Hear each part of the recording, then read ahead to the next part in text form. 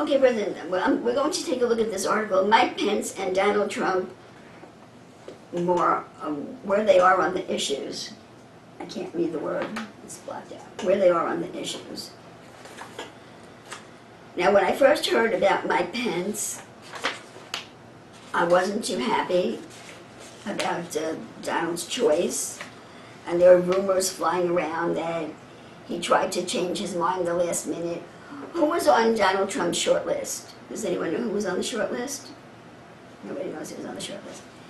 It was Newt Gingrich and Chris Christie and Mike Pence who were on the short list.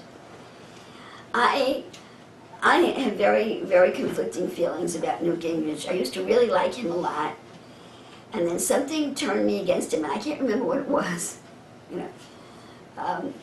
But I know that I really liked the strong stand that he took against immigrations and illegal immigrants.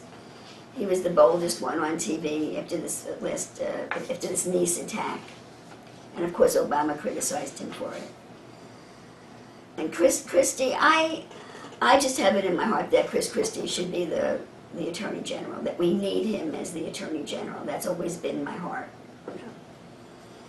And Mike Pence, I didn't know anything about, but I heard that he was for TPP, and that at least at one point he was for open borders. And I said, oh, why would Donald do that? You see, President, you have to be very careful.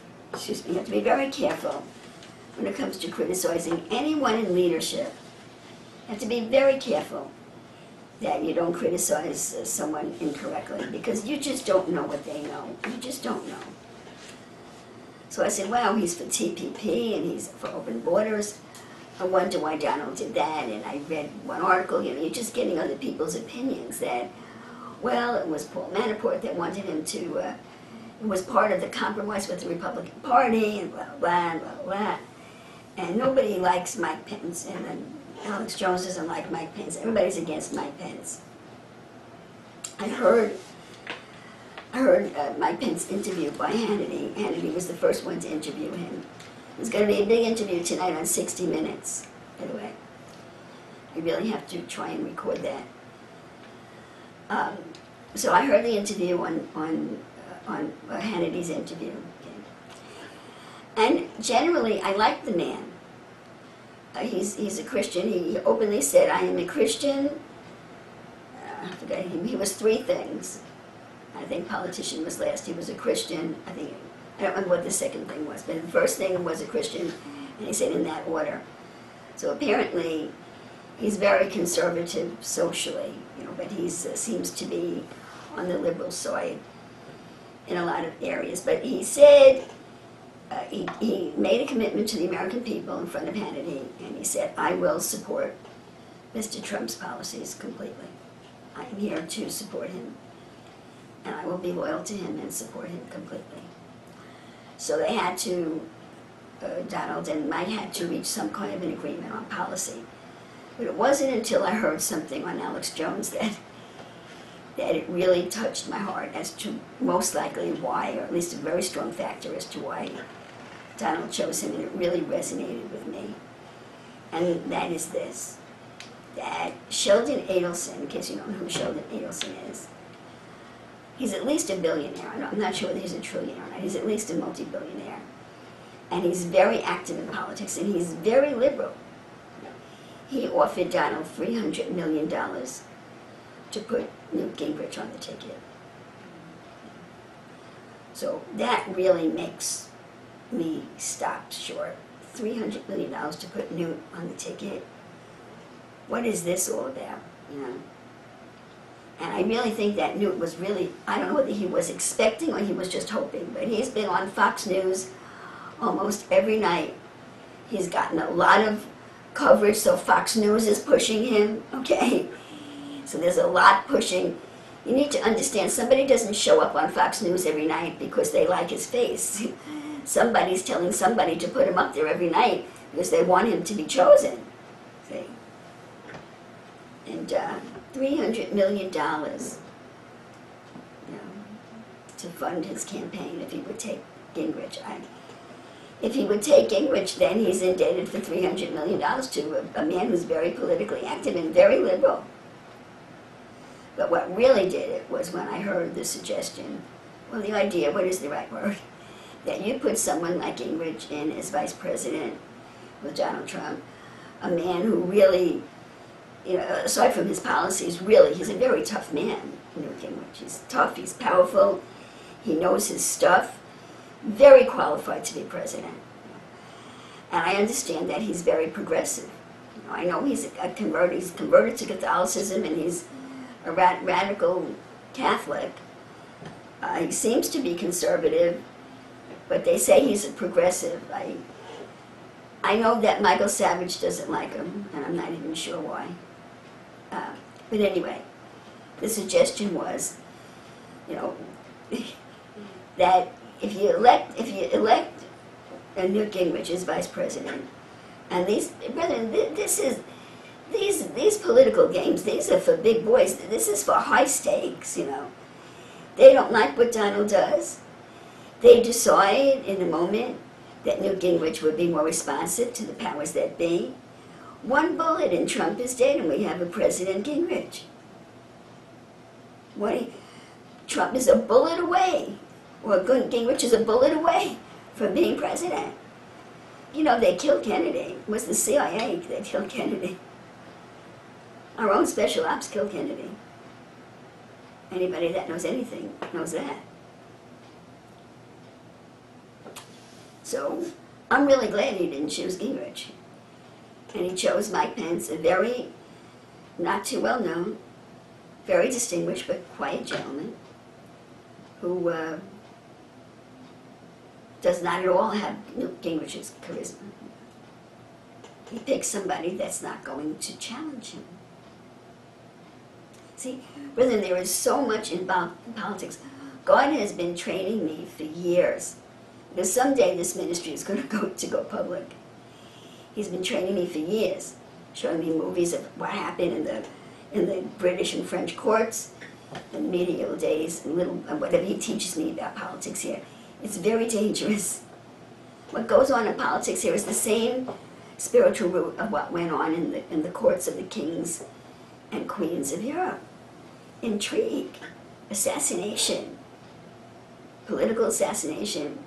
We know Scalia was assassinated. Things are getting really tough. You can't trust anybody. You have to have around you people that you know for your lifetime, or you're taking your life in your hands. So his whole family, I understand Trump's whole family is present at every negotiation. His 2 sons and his 2 daughters, or at least Ivanka. I don't know about the second daughter, I think. He's got his family there.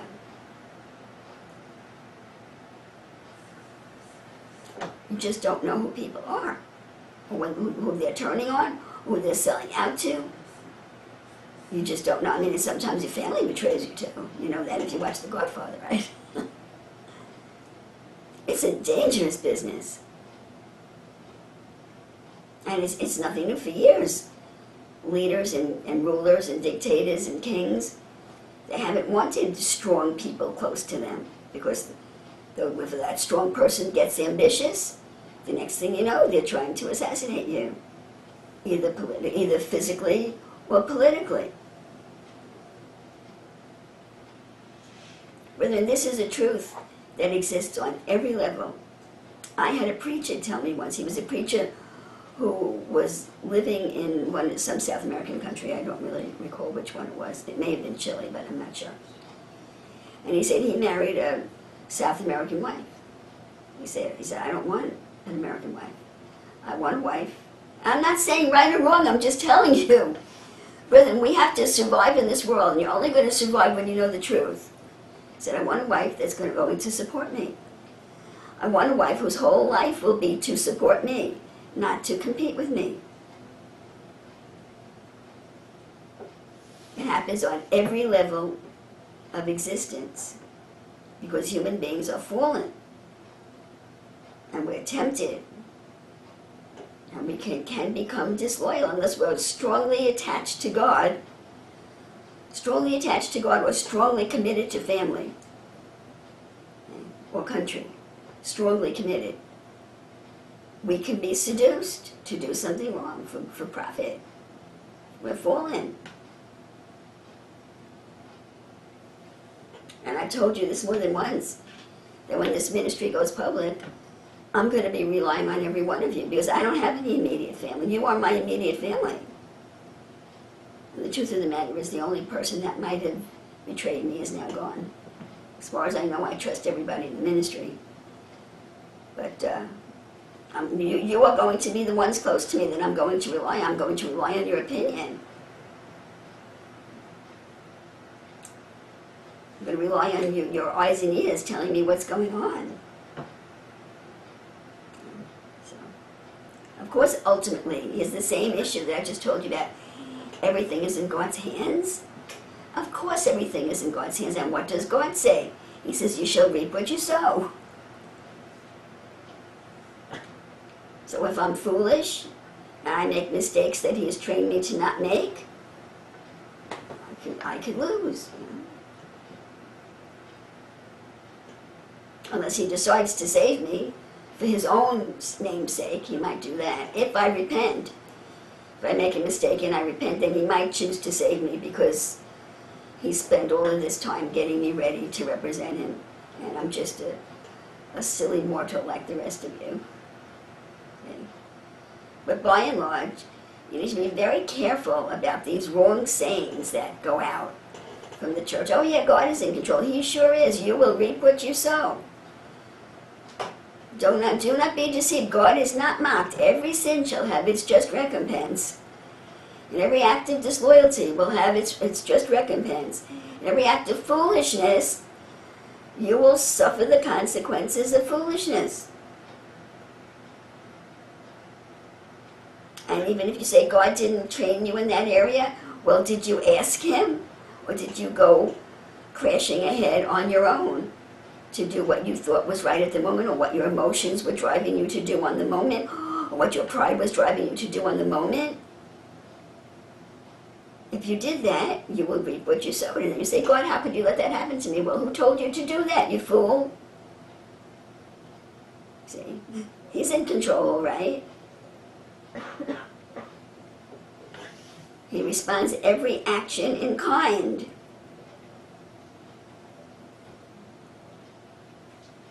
God help us all. God help us.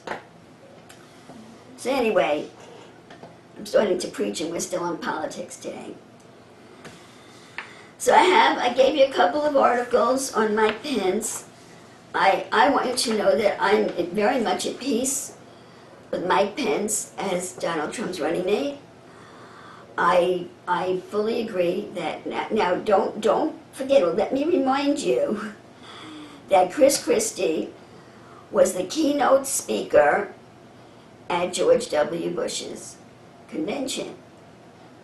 And the job of the keynote speaker is to build up the candidate. And Chris Christie went out there and gave a message. He gave a speech all about himself. That's what he did. I distinctly remember. Chris Christie was the keynote speaker, and he only talked about himself.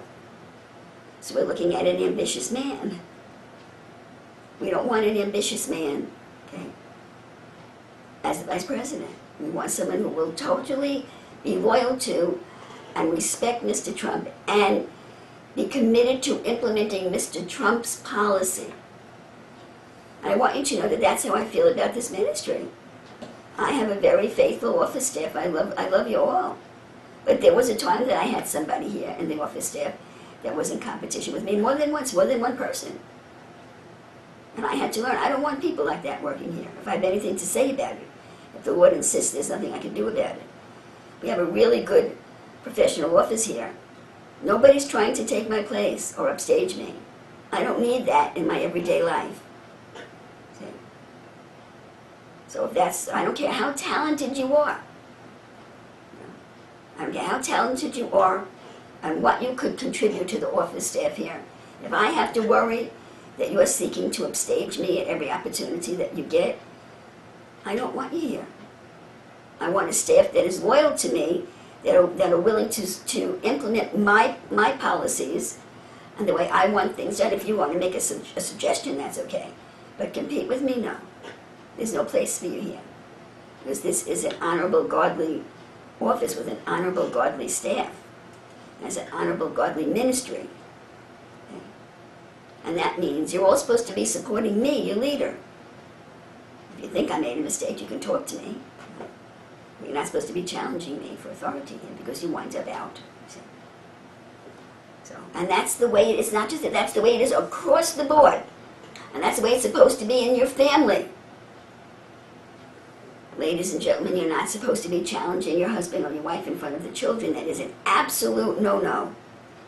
And especially the ladies challenging their husbands. But gentlemen, you shouldn't be correcting your wife in front of your children either. It's across the board. You want a good life? You want peace in your life? You want godliness in your life? You need to follow the rules. You need to acknowledge authority wherever it is. Even older sister or older brother. Aunts, uncles. Yield, yield. None of this challenging and competition is very ungodly. It tears institutions apart. It tears your family apart. It tears your ministry apart. It tears your life apart. And if you're at work, you don't need to do that to get a promotion. You don't need to be tearing apart your boss to get a promotion. God will promote you. If you are faithful and loyal on your job, and faithful and loyal to God, He will promote you. You don't have to do that. That is the nature of the serpent in you. To challenge authority and try to steal what they have or upstage them. That is the nature of Leviathan, who God is destroying. That's not how you get ahead in God's kingdom or in life. You really do reap what you sow. We really do reap what we sow, brethren. We really need to be decent people and do the right thing all the time to the best of our ability. And everything works out for you. If you live like that, everything works out for you. Because there really is justice in this world. It's Jehovah's justice, and it's real. It's called the sowing and reaping judgment. It's real. So I'm messing up my political speech because I'm starting to preach already. I guess the Lord's tired of me doing this political stuff. He's breaking forth on me. But whatever. I'd like to take a few minutes to take a look at this article. Mike Pence and Donald Trump. And I'm not going to read the whole thing, but this lays out the main issues. It says what Mr. Pence believes in, what Mr. Trump believes in, and where they differ. So I'm just going to look quickly at the areas in which they differ, and you can do the rest on your own. So first of all, introducing Mike Pence to you. Did I say his name wrong? I just said his name wrong. Mike Pence. I want to repeat to you that I'm in complete peace as his selection. I really believe it was the right selection. And before that, I was saying, well, even if Mike Pence was the wrong selection, if Donald makes a mistake, God will work him through it. But I think that Mike Pence was the right selection, and at least of the men on the short list. Mike Pence, who has served as governor of Indiana since 2013, will be Donald Trump's running mate on the Republican presidential ticket. Mr. Pence, a staunch social conservative, was elected in 2000 in the House of Representatives, where he served in the party leadership. Here is a look at his stand on important issues and how he compares with Mr. Trump. The first issue listed is immigration. Mr. Pence is opposed to granting amnesty for people who have come to the United States without authorization. He has supported increased border security measures, strict enforcement of laws prohibiting unauthorized residents from working in the United States. I guess I'm reading the whole thing. And a government-run guest worker program. He's against that. That would place prospective immigrants with employers who cannot find American workers to fill open jobs. Did I get that right? He has supported increased border security measures, strict enforcement of laws prohibiting unauthorized residents from working in the United States,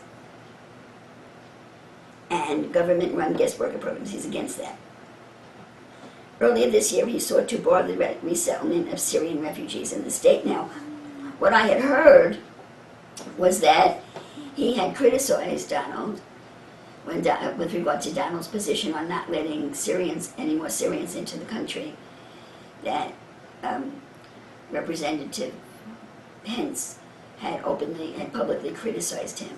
So I was surprised to find out that he had shut down his state's resettlement of Syrian refugees program, and I was surprised but happy to hear that. But nothing's black and white, and you're not going to agree with everybody on every issue, but he has committed to support Donald Trump's policies, and it has to be good enough for us, you know. All these people muttering over on the internet, you know, even Michael Savage had said, he was laughing at himself the last time I listened to him, saying, I said if this was what Michael Savage said, if Trump chooses Newt Gingrich, I won't vote for him. I love Michael, but you can't take him seriously all the time, you know. He gets all carried away sometimes when he gets upset. So he was even laughing at himself, saying, yeah, that's what I said, but of course I would have voted for him. That was just Michael's way of saying, I really don't want him to choose Newt Gingrich, but of course if he did, I would still vote for him. But at the moment, one person listening for one time would have heard Michael Savage say, well, I won't vote for him if he chooses Newt Gingrich, and he's done damage. So that's Michael Savage's weakness. I love him, but he's a little neurotic. You know? Brethren, you have to take in everything and ask God to help you to have a sound mind. So I am at a complete peace with my PENCE. I really like the man. Where they differ. After Mr. Trump called for a ban on Muslim migration to the United States, Mr. PENCE said on Twitter that the proposal was offensive and unconstitutional. Mr. Trump also initially said that Syrian refugees should be taken in, but he quickly reversed his opinion.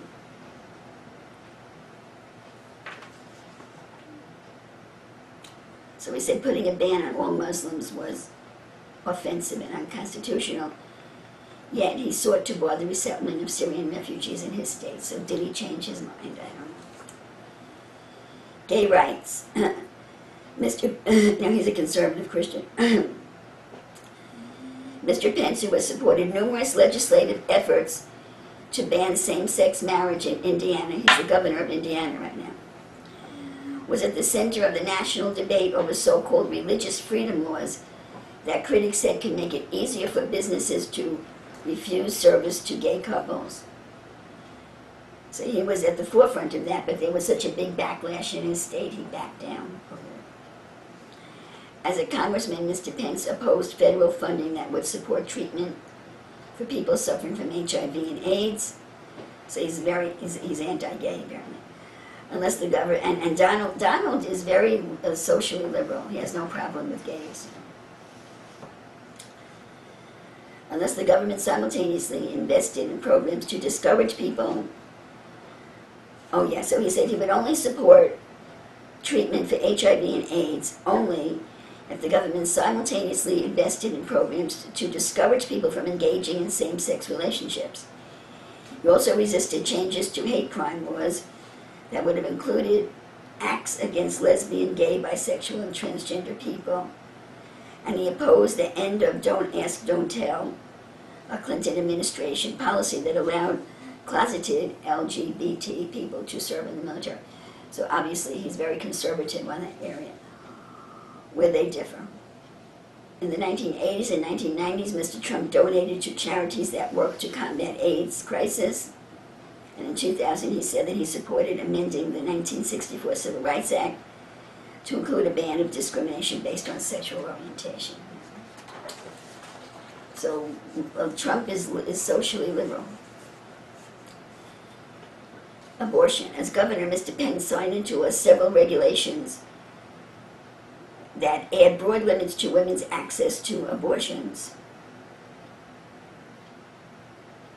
He approved a bill in March that outlawed abortions based on a fetus's race, color, national origin, ancestry, sex, or potential diagnosis of the fetus having Down syndrome or any other disability. So he approved a bill that outlawed abortions based on your child is retarded. That's not a legal ground to have an abortion. The bill led to backlash on social media from opponents of the regulation. Mr. Pence also called for an investigation of Planned Parenthood, and he backed down after that backlash. Mr. Pence also called for an investigation of Planned Parenthood after footage leaked by abortion rights opponents that outraged many abortion rights advocates. The videos turned out to have been altered by the people who released them, and the videographers were later indicted on a charge of tampering with government record. I didn't know that. I knew that they had been charged, but I didn't know that they had tampered with the video. Where they differ, Mr. Trump supported abortion rights until 2011. Earlier this year, he said that abortion should be banned, and then he said that women violating the ban should face some sort of punishment. Well, that was I heard that speech. You know, Trump, he's really cleaned up his act on public speaking. You know, he was really led into it, and he did say it, but he shouldn't have said it. But the interviewer really led him into it. He recanted within hours after he was criticized, even by some conservatives, and said that doctors who perform abortions should be held legally responsible. Women, he said, were their victims. Foreign policy. Mr. Pence's foreign policy views mesh well with Mr. Trump's America First framework, which is built around the idea of a robust American military. The Indiana governor called for big increases in military spending during a speech in 2015, and he has criticized Democrats who do not use the phrase Islamic extremism. As a member of Congress, he was on the House Foreign Affairs Committee, so that's good political experience. Mr. Pence was a strong supporter of Israel and a proponent of tough integration measures for prisoners at Guantanamo. Interrogation. Where they differ. The biggest difference between Mr. Trump and Mr. Pence, is when it comes to foreign policy, is their respective stances on the Iraq War. Mr. Pence supported it, Mr. Trump did not. Gun rights. Mr. Pence has received an A rating from the National Rifle Association, which has financially supported his campaign. And Mr. Trump is also pro-gun. Trade, they disagree. I know they disagree on that. Mr. Pence has said he supports free trade, but he has also raised concern over the enforcement of trade agreements with China. Now Donald says that he believes in free trade, but that trade is not free. As soon as the other country starts manipulating their currency, free trade means I don't put any taxes on you, on your imports, and you don't put any taxes on my imports. And I think I explained this in another meeting. When the other country is manipulating their currency, then it may look like it's free trade, but it's not free trade, and we have to take some tax action to level the playing field. That's what Mr. Trump says. So Mr. Pence says he supports free trade. Did he understand this issue of currency manipulation, or did he not? I don't know. But he has also raised concern over the enforcement of trade agreements with China. Specifically, he asked the federal government to investigate allegations that Chinese steel companies were dodging tariffs in deals with American businesses. You see, they're not playing fair. That's what Donald says. As governor, Mr. Pence visited nations like Japan and Germany on trade missions meant to stoke Indiana's trade relationships with international businesses. Where they differ. Well, Mr. Pence has expressed support for the Trans-Pacific Partnership trade deal. Mr. Trump, but that's a really bad deal. I don't know how he could support it. Maybe he doesn't understand it. I don't know. Economy and budget. I don't know how anyone could support that transatlantic trade treaty unless they're being paid off, or they're making money on it, or they're really ignorant about it. It's really bad. It just strips the jobs away. It strips industry and manufacturing and jobs away from this country and gives it to the globalist elites. Economy and budget. The Cato Institute, a libertarian-leaning group, called Mr. Pence a champion tax cutter. His state is in the black, and lauded his frugal spending record. As governor, he repealed Indiana's inheritance tax, It's very important. We have an inheritance tax. I thought it was a federal tax. I could be wrong about that. It's really bad. The inheritance tax is so high that frequently the children of the party who died have to sell the property to pay the taxes, and then they lose the value of their inheritance. So he cut that, and he repealed that inheritance tax and lowered taxes on corporate income and business property, and that's good for the people. You know, you can't, whether you have to, everything you hear, you have to really find out that you understand both sides of it. It's not an issue of cutting taxes for the rich only.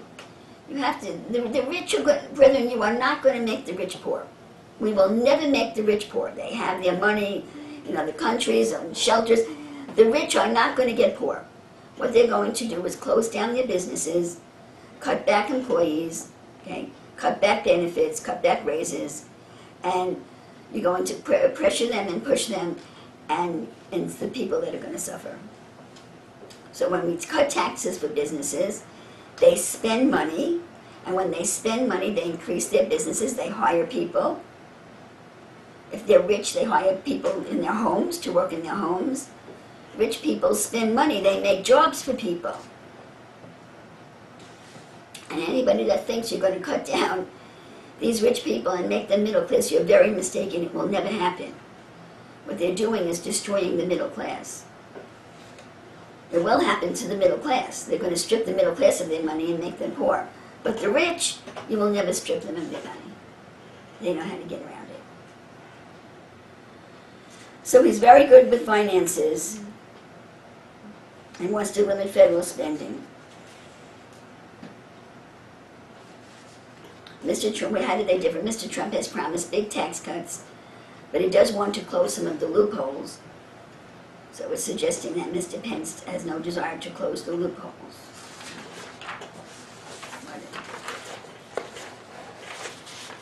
Environment. In 2015, Governor Pence threatened to disobey the Obama administration's orders to lower carbon emissions unless the regulations underwent extensive changes. Mr. Pence said the regulations would raise electricity costs on Hoosiers, results in less reliable, would raise electricity costs on Hoosiers. I don't know what that is. Hoosiers. What is it? Hoosier. Yeah. Hoosiers. What is that? It's like a nickname. It's like the Hoosier State. It's. Oh, you mean members of the state of Indiana? Yeah. Oh, okay. Unless less reliable electricity would become available. So he stood up to Obama. That's good. He said the Clean Power Plan was ill-conceived and poorly constructed. Obama himself admitted it would raise electricity rates. I heard him say it myself. And he accused the Environmental Protection Agency of going beyond its legal authority in enacting the rules under the plan, which is true. Under Governor Pence, Indiana joined several other states that have tried to block the Clean Power. So he's a fighter. Where they differ, Mr. Trump and Mr. Pence are largely in agreement on energy and environment. Okay. Education. Mr. Pence was one of only 25 Republican congressmen who voted against President George W. Bush's No Child Left Behind, which I didn't know at the time was the beginning of Common Core, which is a complete disaster. What is wrong with Common Core? Aside from the fact that it's teaching communist principles, it is no longer teaching the children to think. Rather, we need to know reading, writing, and arithmetic, and how to reason. School is to teach us how to reason and think critically. So our universities and our high schools are producing students that can't even think for themselves. They're so mind-controlled and confused. And I'm absolutely flabbergasted that they're not teaching how to write anymore. Do you know that they're not teaching the kids how to write anymore? No more script and no more printing. They're not even teaching them how to print. They can only be able to use a computer. Can you imagine if the computers fail? They'll be making an X for their name again. I think that's just crazy. So Mr. Pence was one of only 25 Republican congressmen who voted against George Bush's No Child Left Behind. As governor, he challenged conservative Republicans in the state Senate to support legislation to establish a preschool program that would primarily serve children in poor families. He vocally supported school choice and setting learning standards at the local level. We need education at the local level, so he's in agreement with Trump on that. And he pushed to direct state support towards technical and vocational education programs. Brethren, the citizens of this country have been so abused when it comes to education. They have published this narrative that you have to go to college. But then everybody is not called to go to college. There are vocational and technical schools. Everybody's not called to go to college. Some people will be very happy working with their hands in the crafts or whatever else. And I am just shocked to find out the cost of books in college today. I had this conversation with my nephew when I was there. When I went to college, there was a book exchange. You went and you bought used books. You kept them for one semester, and you sold them, and you took the money and you got the books for the next semester. Now, I understand it costs up to $300 a book, and there's no exchange value. There's no that is so crazy. There is no agency, no department. Actually, the used books used to be sold through the bookstores, like Barnes & Noble. They had a used book section. $300 for a book that you will read 2 chapters from for a semester. That is insane. So this generation has been so ripped off, and we have these professors and administrators making hundreds of thousands of dollars a year off the backs of the students. And everybody's not cut out for college. If you're cut out for college, praise the Lord, you should go to college. If you're cut out to for a profession or whatever else you would need college for, then go for it. But everybody's not cut out to go to college. And I understand there are a lot of jobs in the blue collar field that are not filled, because this mindset has come into the country that you're not socially acceptable if you don't wear a suit to work.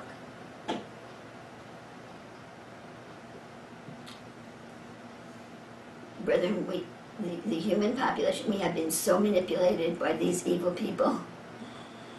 What they have done to us in the day of recompense is going to be terrible. They have really abused this nation, and I guess it's all across the Western world. I don't know what's going on in the other part of the world, but they have abused us. They've abused whole generations. It's really terrible what they have done. And we have to know, because we are God's eyes and ears. We have to know about it. We have to be destroyed over it and indignant over it if you want God to do something. So further to what I said before, you can't just sit back and say, oh, well, God will take care of it. No, no, no. When you're indignant, then God will move.